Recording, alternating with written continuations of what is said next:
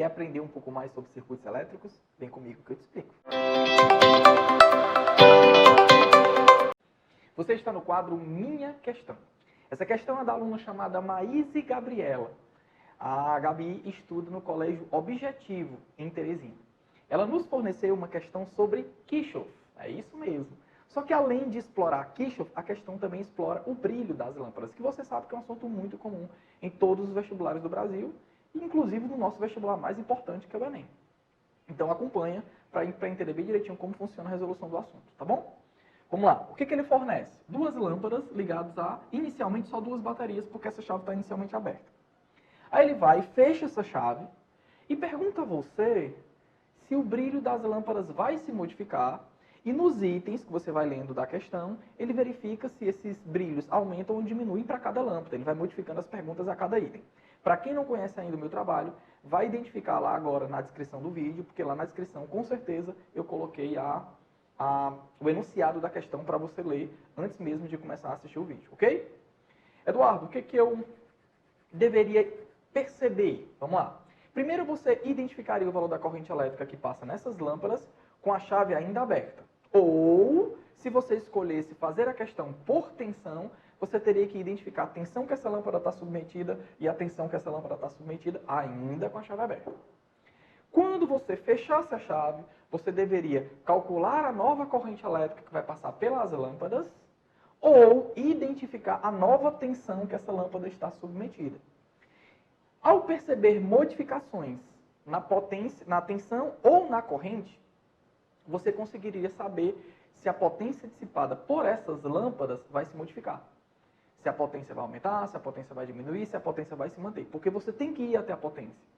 É calculando as potências das lâmpadas antes, com essa chave aberta, e depois, com essa chave fechada, que você verifica se os brilhos aumentaram ou não. Porque, enfim, o brilho, que é a luminosidade que ela vai emitir naquele momento, é proporcional à potência dissipada das lâmpadas. Então, identificando a potência dissipada delas, você consegue identificar o brilho. Ok? Eu tenho dois jeitinhos para a gente fazer a questão. Um jeito tradicional, por Kirchhoff mesmo, colocando elevação e queda, ou pelos sinais. Ou a gente resolve a questão por tensão. Vou resolver dos dois jeitos. Então, vamos primeiro do jeito tradicional. Vamos lá. Para a chave aberta, vou começar com a chave aberta, tá? Com a chave aberta, como é que fica? Com a chave aberta, você percebe que a única parte do circuito que funciona é a do lado direito. Ó. Só tem essa malha aqui funcionando. Porque com a chave aberta, essa bateria não consegue fornecer a corrente elétrica para alimentar nenhuma outra parte do circuito.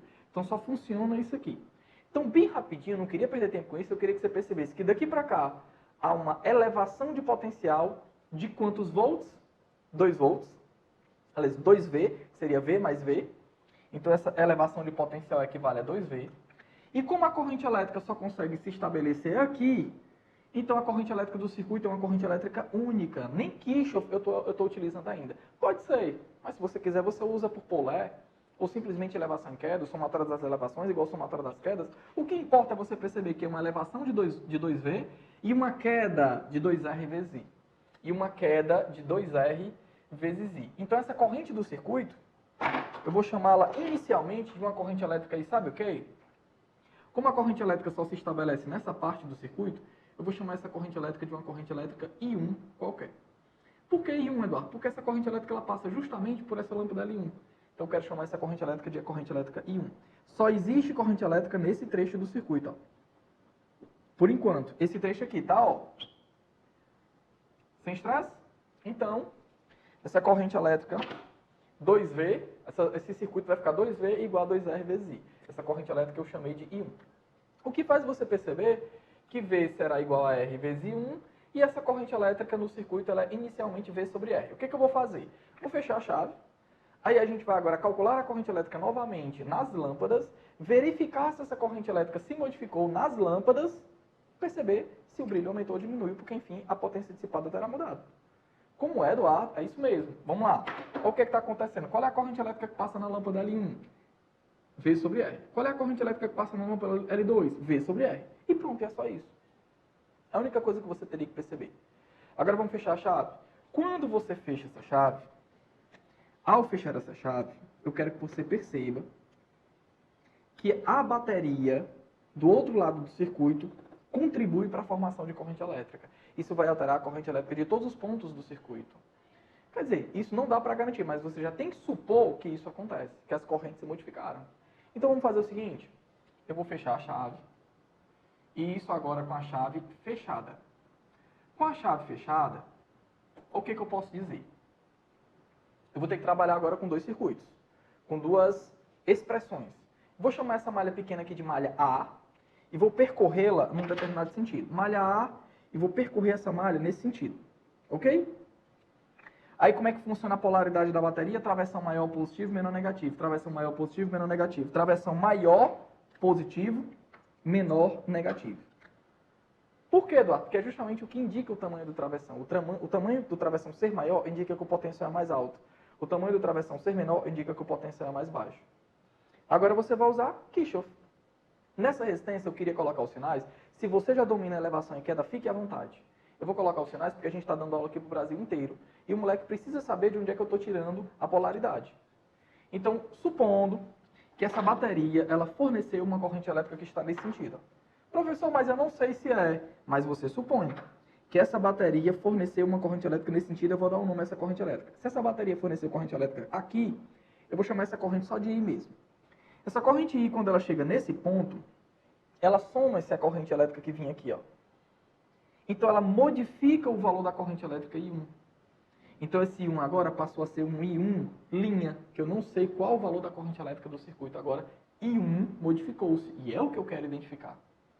Nessa parte do circuito, você nota que a corrente elétrica I1, ela vai se dividir em duas, ó.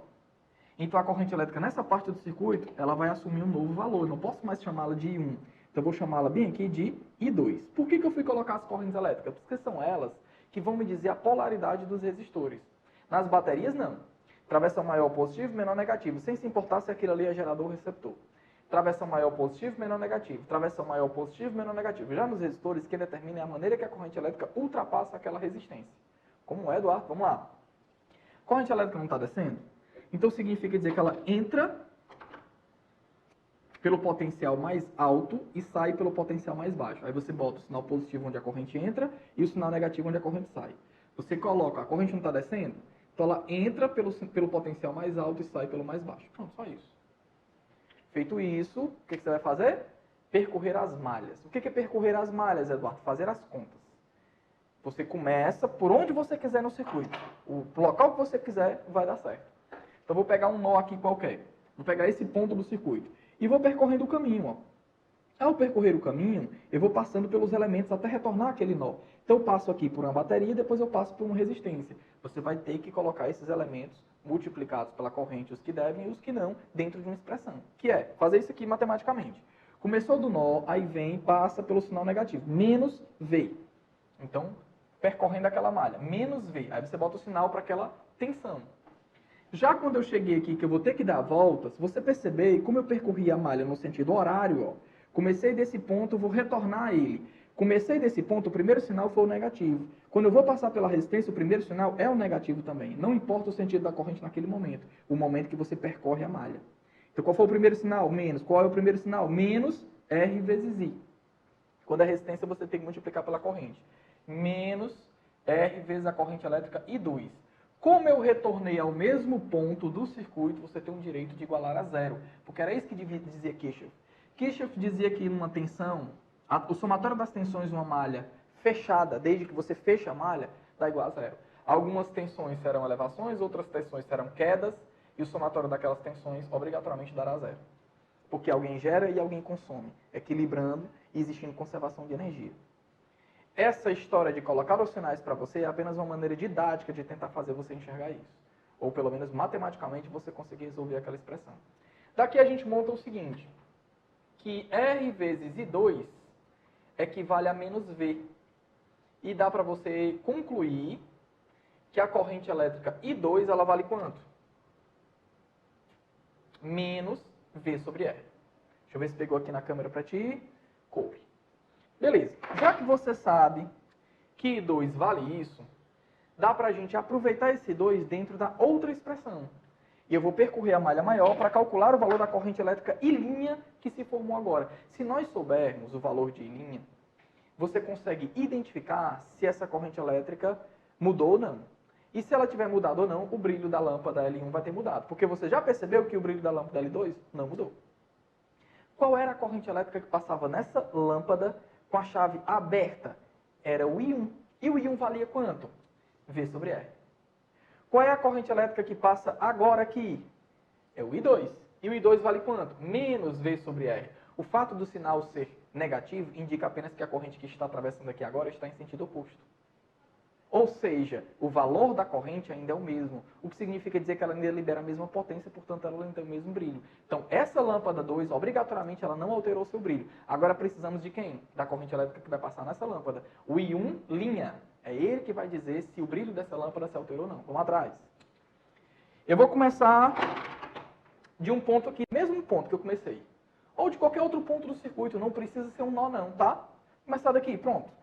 Menos V, menos V, então vai ficar menos V com menos V, menos 2V. Menos 2V. Eu estou percorrendo essa malha, vou chamar essa malha de malha B, e eu vou percorrê-la nesse sentido. Vou começar desse nó e vou dar a volta, vou começar desse ponto e vou dar a volta ao mesmo ponto.